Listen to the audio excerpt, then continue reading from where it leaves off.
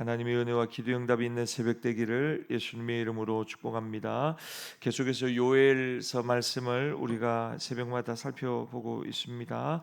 오늘 우리가 읽은 말씀에는 온 나라를 뒤덮은 처참한 재앙의 모습이 나옵니다. 메뚜기 떼가 모든 것을 먹어치웠고 곡식이 사라졌습니다. 포도나무와 무화과 나무가 말랐습니다. 들판에는 먹을 것이 없고 가축들까지 신음하고 있는 상황입니다. 그런데 이런 상황에서 요엘 선지자가 큰일 났다, 망했다 이렇게 말하지 않습니다. 요엘은 이 국가적인 재난을 바라보면서 이 사건을 통해 하나님이 자기 백성에게 무엇을 말씀하고 계시는가 하고 살펴보고 있습니다. 그래서 오늘 본문에서 계속해서 강조하는 표현은 이것인데, 하나님께로 돌아오라, 금식하라, 모여라, 그리고 여호와께 부르짖으라 하는 것입니다. 우리의 삶에 어렵고 답답한 일을 만날 때 우리가 가장 먼저 해야 할 일, 가장 먼저 회복해야 할 일이 무엇인가? 오늘 본문을 통하여 몇 가지를 살펴봅시다.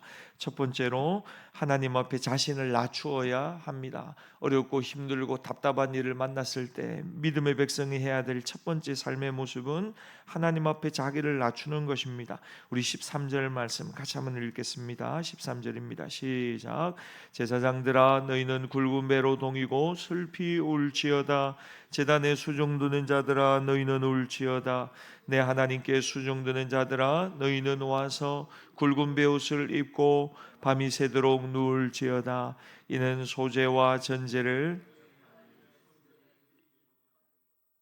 13절의 첫 번째 해야 할 일이 뭐냐면 자기를 낮추는 것입니다. 요엘이 먼저 누구를 부르냐면 제사장들을 부르고 있습니다. 백성들에게 먼저 회개하라고 하지 않고 하나님을 섬기는 제사장들에게 먼저 말합니다. 너희는 먼저 굵은 베옷을 입어라, 슬피 울어라, 밤새 하나님의 집에 와서 누워라, 엎드려라. 굵은 베옷은 당시 이스라엘 사람들이 슬픔과 회개의 마음을 표현할 때 입던 옷입니다. 하나님이 먼저 영적 지도자들에게 말씀하십니다. 다른 사람 탓하기 전에 너희가 먼저 내 앞에 와서 너희가 낮추어 엎드려라. 이것은 오늘 우리에게도 동일한 말씀입니다. 가정이 어려울 때 아버지들이 먼저 하나님 앞에 나와 엎드려야 합니다. 부모들이 먼저 엎드려야죠. 교회가 어려워지면 누군가를 탓하기 전에 교회 지도자들이, 직분자들이 하나님 앞에 엎드려야 합니다. 하나님께서 이 모든 어려운 혼란스러운 상황 가운데 해야 될 일이 뭐라고 말씀하시느냐? 먼저 자기 자신을 하나님 앞에 낮추고 엎드리라는 것입니다.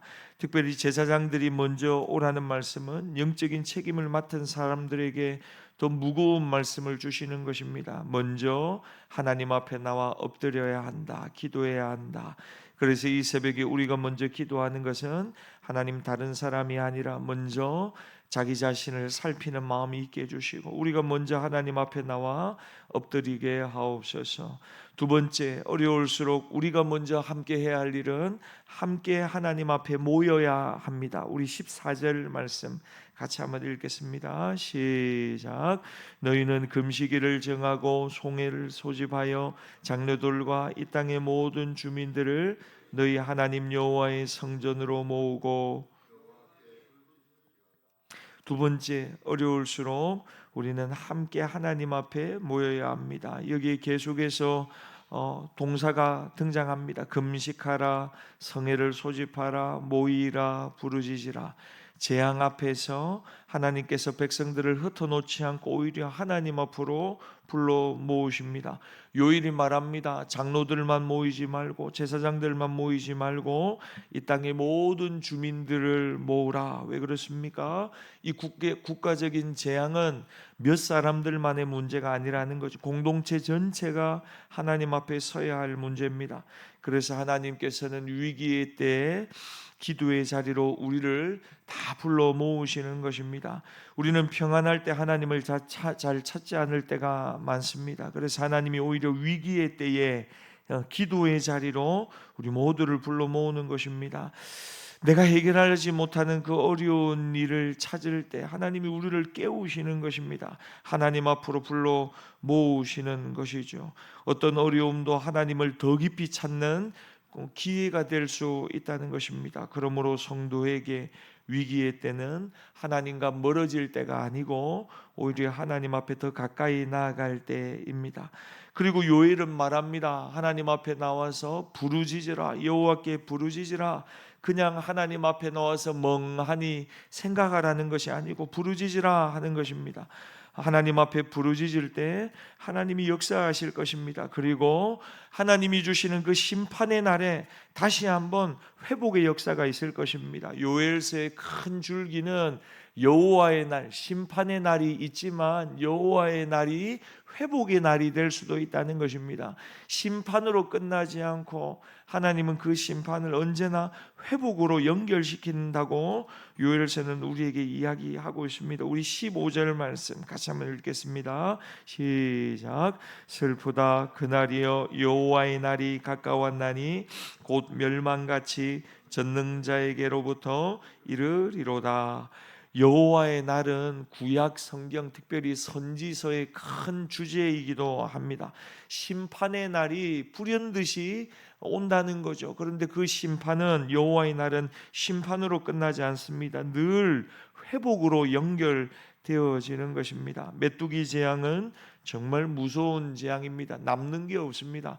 싸그리 이스라엘 유다에 있던 모든 이 경제적인 부요함이 한순간에 무너져 버렸습니다. 그런데 요엘은 또 말합니다. 이거보다 더 큰 심판이 온다는 것입니다. 메뚜기 재앙이 중요한 것이 아니고 이거보다 훨씬 더 중요한 여호와의 날의 심판이 온다는 것입니다. 그러니까 경고하는 거죠. 경고하는 겁니다. 메뚜기 재앙을 가지고 메뚜기 재앙이 단순한 농작물의 손해가 아니고 피해가 아니고 하나님 앞에 설 준비가 되어 있는가 묻는 더 큰 여호와의 날이 다가오는 경고의 의미라는 것입니다. 사랑하는 여러분, 우리의 삶도 마찬가지입니다. 우리는 건강을 걱정하고 돈을 걱정하고 자녀를 걱정하고 사업을 걱정합니다. 물론 중요한 주제들입니다. 그러나 하나님은 더 중요한 질문을 오늘 이 새벽에 우리에게 하십니다.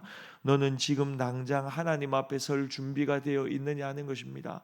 여러분, 여호와의 날은 이 시대를 살아가는 우리에게도 동일하게 올 수 있는 것입니다. 오늘 하나님이 우리를 부르시면 우리는 하나님 앞에 설 준비가 되어 있느냐?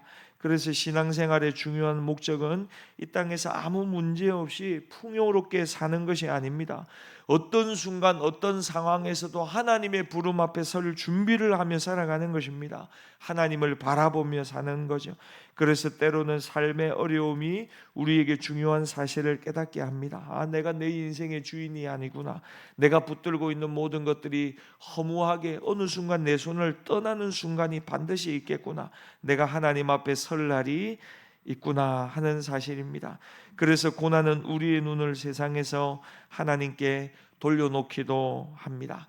제가 즐겨보는 유튜브 채널이 있는데 그 시바견을 키우는 한 가정이 개를 키우면서 이렇게 일어나는 일상을 보여주는 그 유튜브 채널을 한 번씩 이렇게 떠서 보기도 합니다. 근데 그 근간에 잘 올라오지 않더라고요, 내용이. 그런데 며칠 전에 보니까 왜 영상을 안 올렸는가 하니까 이제 그 가정이 단란한 가정인데 딸 둘하고 엄마하고 아빠하고 이제 중년에 이런 부부의 일상을 그리고 있는데 강아지를 보여주는데 주로 그 어머니가 가정에 있는 어머니가 몸이 안 좋아가지고 병원에 갔더니만 암 사기 진단을 받은 거예요. 그래서 그동안 영상을 올리지 못했다고 온 가족이 나와가지고 울면서 엄마가 암 사기 진단 받은 거 이야기하고 앞으로 어떻게 치료해 갈 것인가 과정을 이야기하고 뭐 그런 내용들을 올렸더라고요. 근데 너무 감사한 거는 또 영상을 찾아보니까 신앙생활을 잘하는 가정인 것 같아요. 그래서 온 가족이 손을 맞잡고 하나님 앞에 돌아가면서 기도하는 장면, 그 장면이 영상에 딱 올라왔더라고요.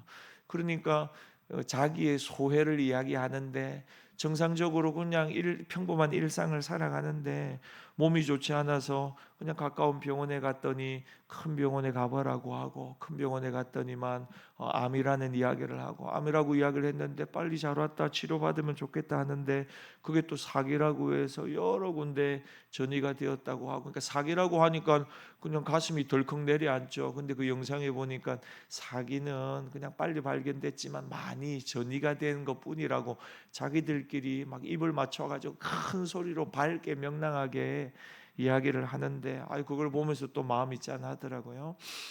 밑에 달린 댓글들도 응원과 격려의 댓글들이 많이 있는데 그런 일들이 나도 그런 일들이 있었습니다. 나도 그런 일들이 있었습니다. 그런 댓글들이 밑에 많이 달려 있는 거예요. 그러니까 인생에서 생각지도 못한 일들을 만나면서 정신을 번쩍 차리는 거죠. 내가 오늘 살아가는 오늘 이 일상이 그냥 평범한 것이 아니고 그냥 일상적인 것이 아니고 너무너무 고맙고 감사한 하루라는 거죠. 아무 일도 일어나지 않고 오늘도 내가 건강하게 하루를 이렇게 살아갈 수 있다는 사실이 얼마나 고맙고 감사한가.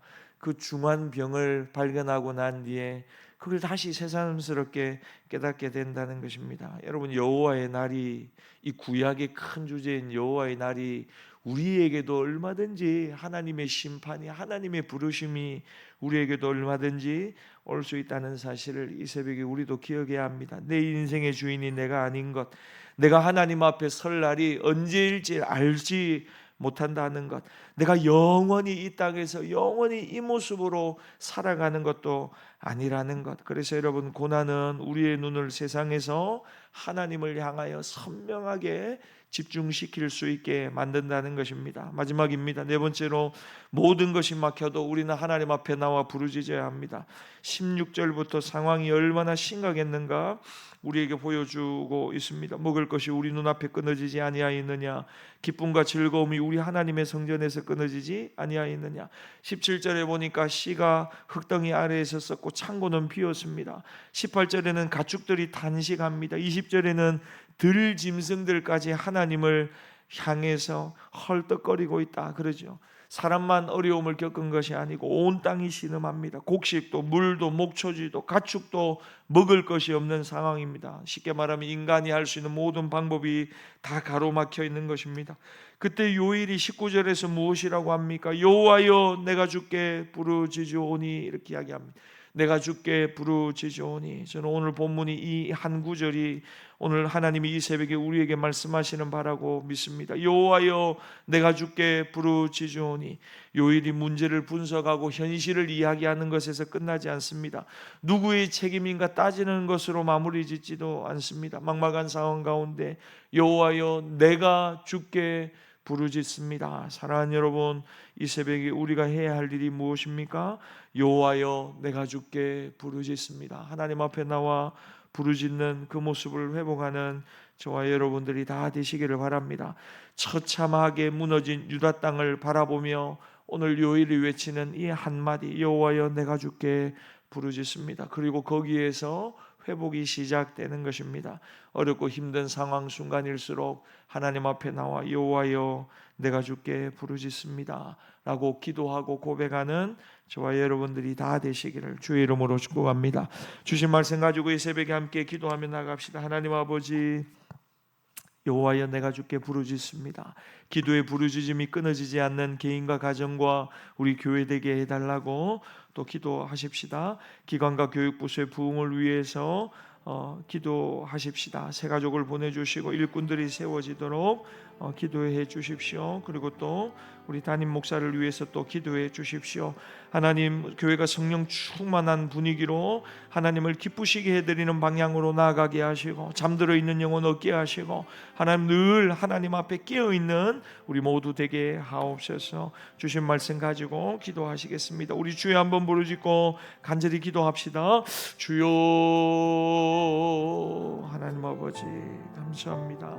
귀한 새벽 우리를 깨워주셔서 감사합니다. 주 앞에 나와 말씀 듣고 기도하게 하시니 감사합니다. 새벽마다 요엘새 말씀을 통하여 하나님 우리의 영혼이 다시 한번 하나님 앞에 깨어나게 하여 주시고 부르짖고 기도하는 기도의 모습과 기도의 중심을 회복하게